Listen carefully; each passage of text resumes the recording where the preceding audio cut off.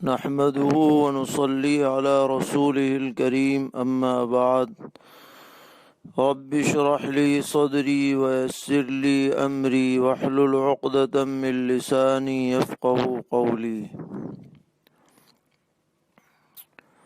دینی رہنمائی کی 32ویں مجلس میں تمام سامعین کی خدمت میں السلام علیکم ورحمۃ اللہ وبرکاتہ۔ اس مجلس میں خاص طور پر سورج گرہن سے متعلق کچھ سوال و جواب پیش کیے جائیں گے۔ جیسا کہ آپ کے علم میں ہوگا کہ کل 28 شوال 1441 اور 21 جون 2020 سورج گرہن کے بارے میں ماہرین فلکیات نے اعلانات کیے ہیں، اور یہ بتایا گیا ہے کہ ہندوستان میں تقریباً 10 بجے سے لے کر 3 بجے تک تھوڑے بہت فرق کے ساتھ پورے ملک میں یہ سورج گرہن دیکھا جائے گا، اور کافی لمبے عرصے تک یہ گرہن جاری رہے گا، جس میں یہ بھی کہا جا رہا ہے کہ درمیانی وقت میں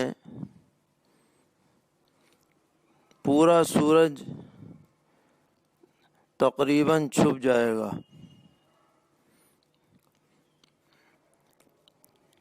چونکہ یہ ایسا موقع ہے جو کبھی کبھی پیش آتا ہے، اس لیے ضرورت محسوس ہوئی کہ اس بارے میں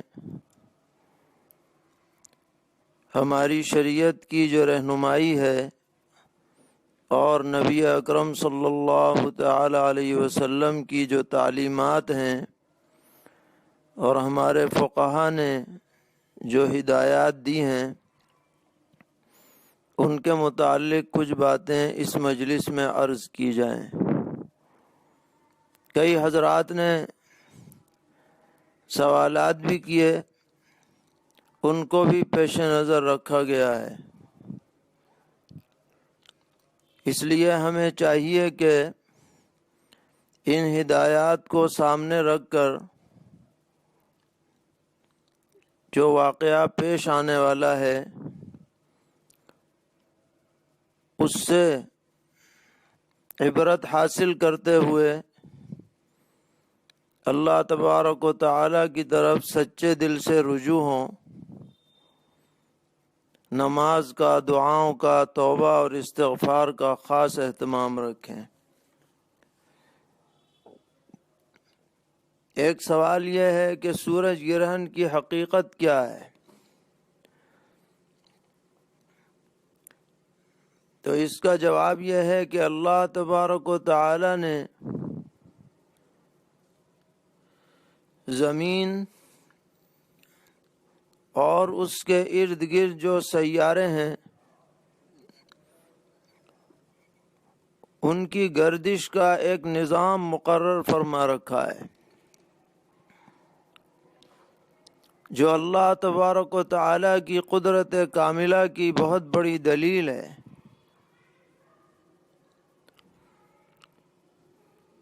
زمین کے ارد گرد جو سیارہ سب سے قریب تر ہے وہ چاند ہے۔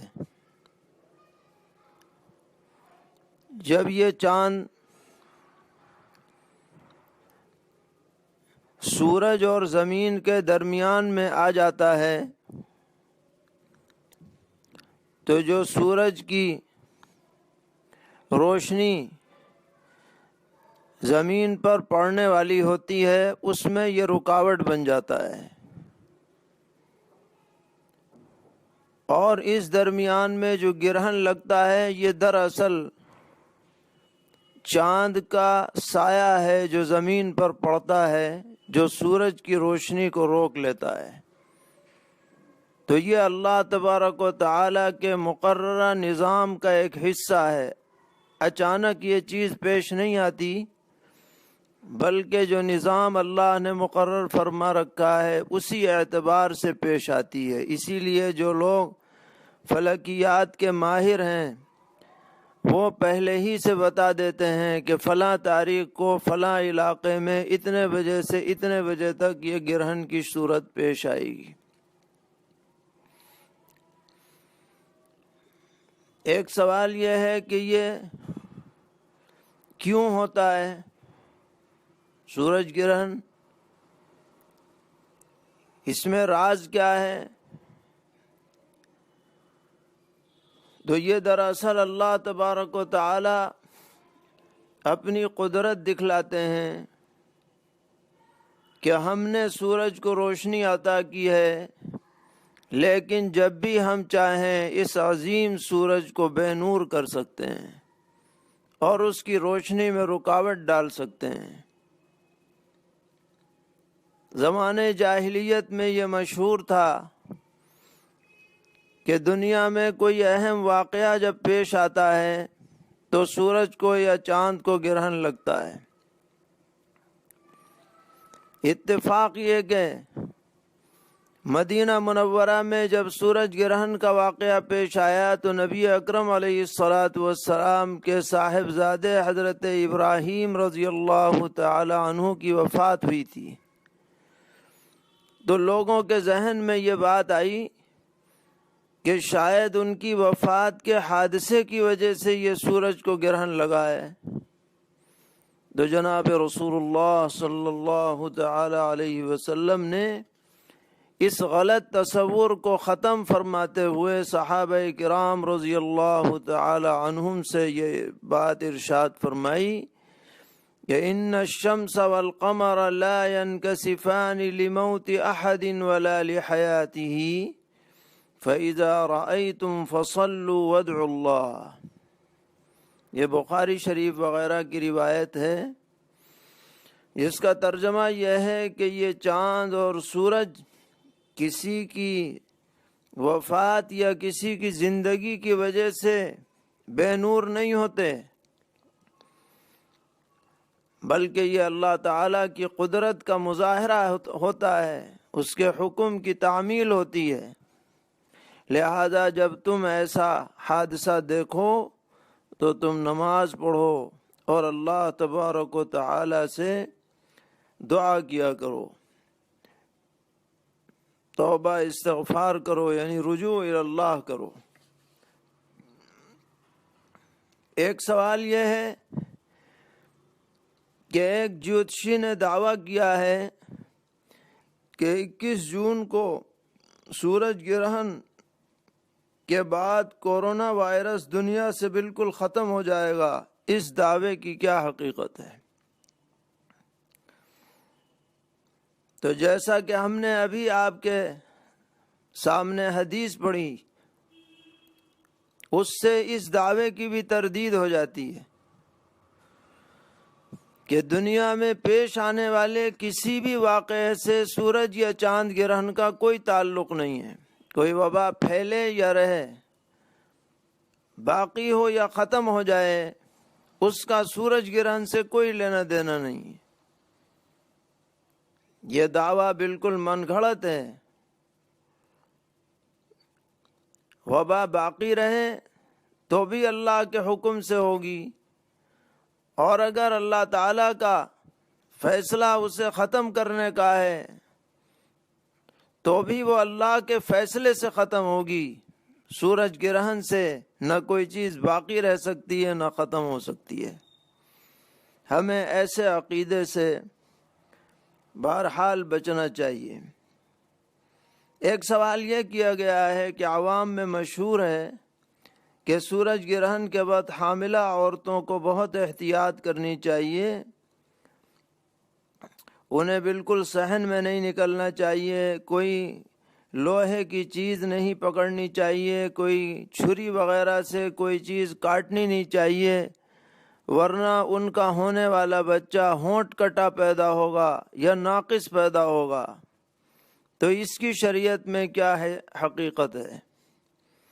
جواب یہ ہے کہ یہ سب تخمینی باتیں ہیں، قرآن و حدیث میں یا شریعت میں ایسی کوئی صراحت نہیں ہے۔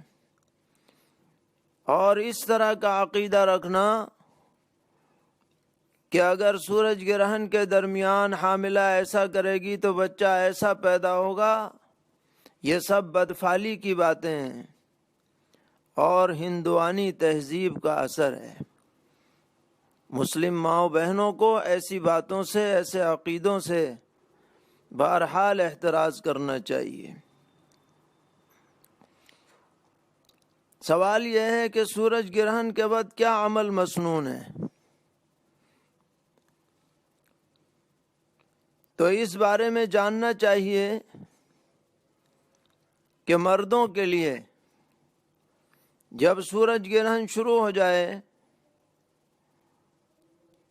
تو مساجد میں یا کسی کھلی جگہ میں باجماعت 2 رکعت نماز پڑھنا مسنون ہے، اور بہتر یہ ہے کہ اس میں طویل قرات کی جائے، سورہ بقرہ پڑھی جائے، آل عمران پڑھی جائے، اور اگر کوئی طویل قرات نہ کر سکے تو جتنی آسانی سے کر سکے اتنی کر لے۔ رکوع اور سجدے بھی لمبے کیے جائیں، اور نماز سے فارغ ہونے کے بعد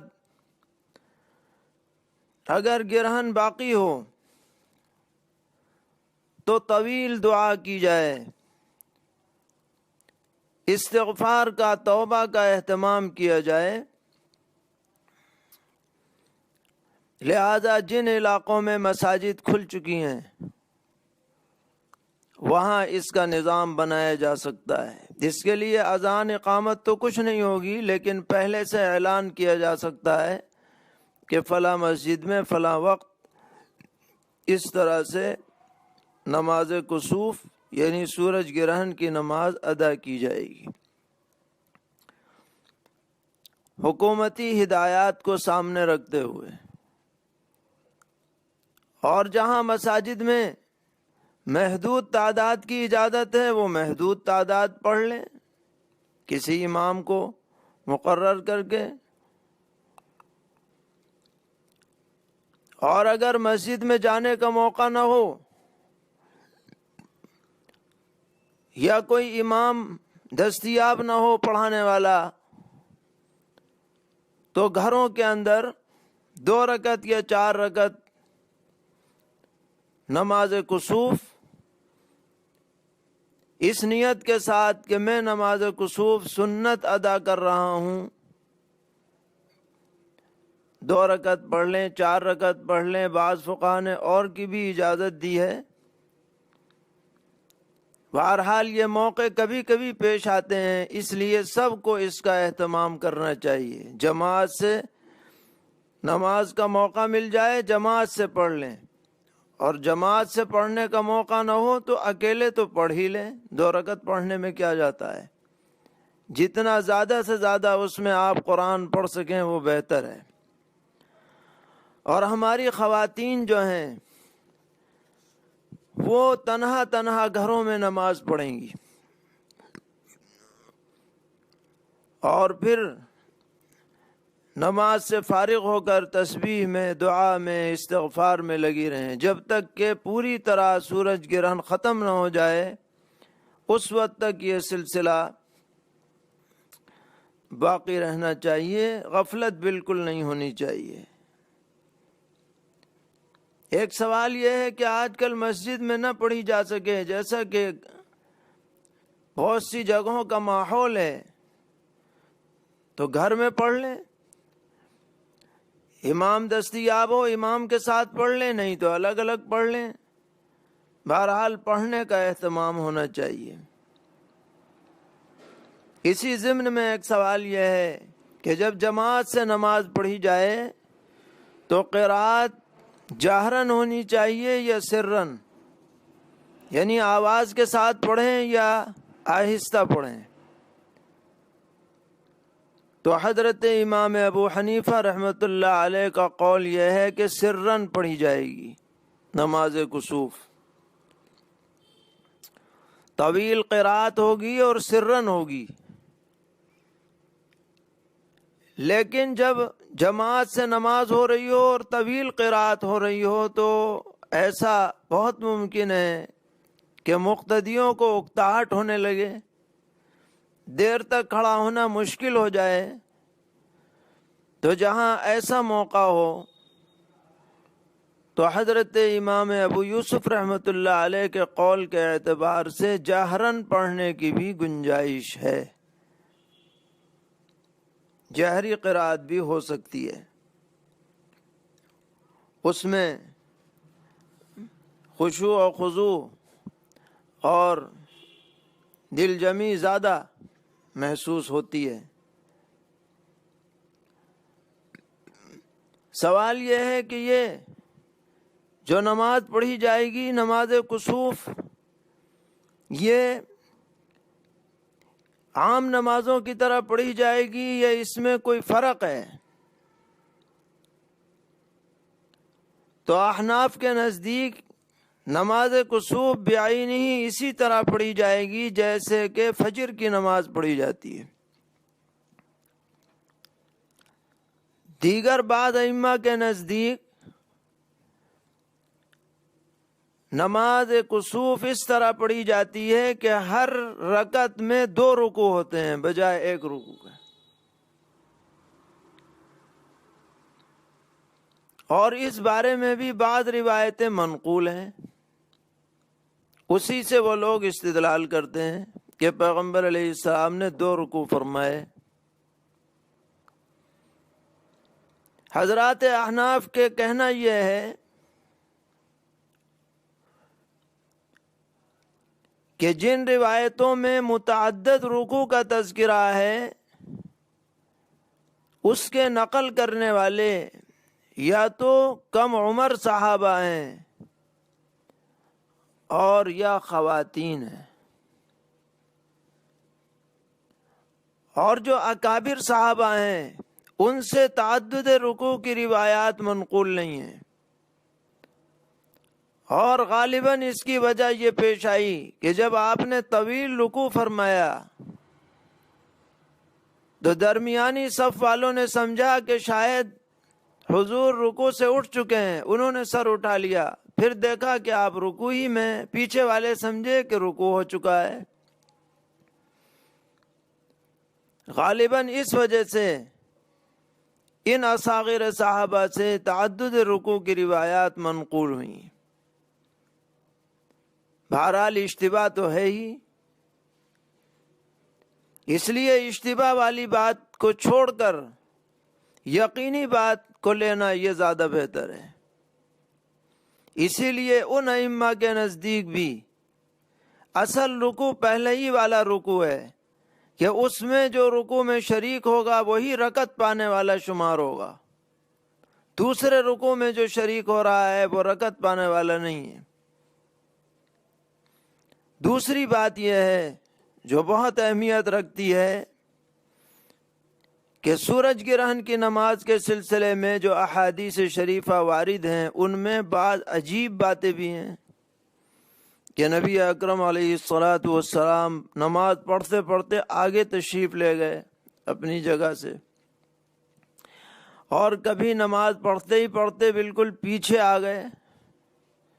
یہ نقل و حرکت اور بعض کلمات بھی آپ کی زبان سے سنے گئے دوران نماز. بعد میں جب آپ سے پوچھا گیا تو آپ نے بتایا کہ دوران نماز مجھے برزخی احوال دکھائے گئے تھے، جنت جہنم کا نظارہ کرایا گیا تھا. جب میں آگے بڑھ رہا تھا تو جنت کا مشاہدہ ہو رہا تھا، جب پیچھے ہٹ رہا تھا تو جہنم کو دیکھ کے پیچھے ہٹ رہا تھا. لہذا جن روایتوں میں کیفیت کا فرق ہے، اس کو پیغمبر علیہ الصلاۃ والسلام کی خصوصیت پر محمول کیا جائے گا، امت کو اس کے اوپر عمل نہیں کرنا ہے۔ امت کو عمل انہی روایات پر کرنا زیادہ بہتر ہے، مناسب ہے، جو عام اصول اور دستور کے مطابق نمازوں کے موافق ہیں۔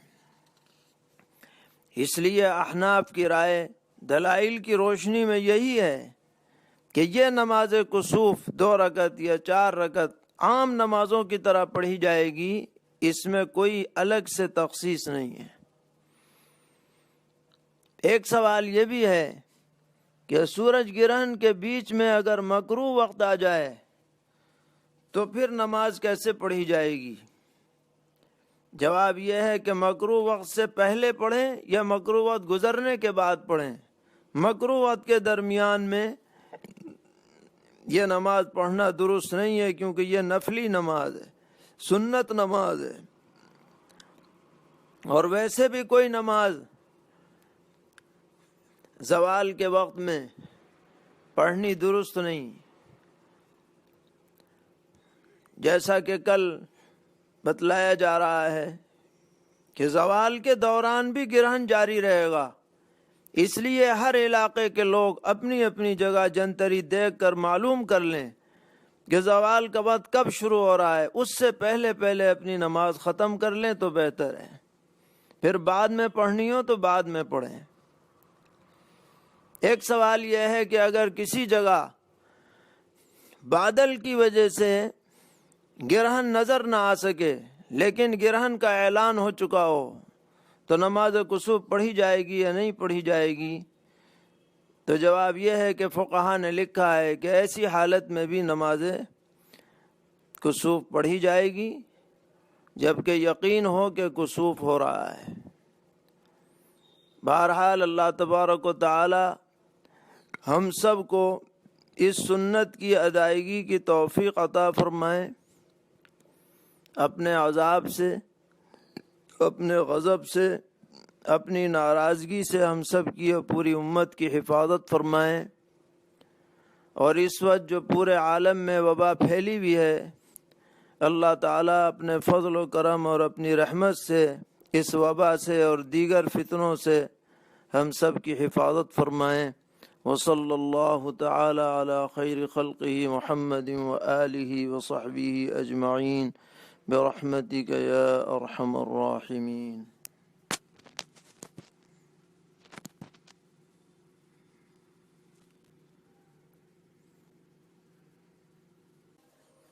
نحمده ونصلي على رسول